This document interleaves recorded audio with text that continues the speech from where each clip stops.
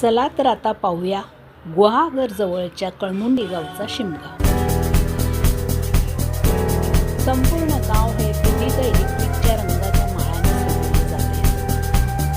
रस्त्याच्या दोन्ही बाजूला रांगोळ्या काढल्या जातात। गाव जणू चमचम चांदण्याने चमकवत जाते।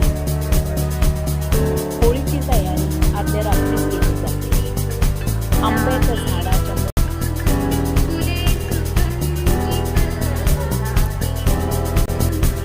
झाडाच्या मोठ्या डहाळ्या काढून एका मोठ्या खड्ड्यात रचल्या। दुसऱ्या दिवशी पहाटे होळीचे दहन केले जाते।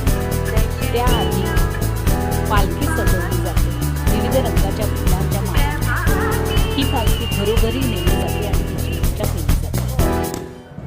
दुसऱ्या दिवशी या पालखीचं मिरवणूक होलिकोत्सवमध्ये दुसऱ्या दिवशी या पालखीचा डान्स हा गावातील तरुण मंडळी मोठ्या उत्साहाने नाच करतात।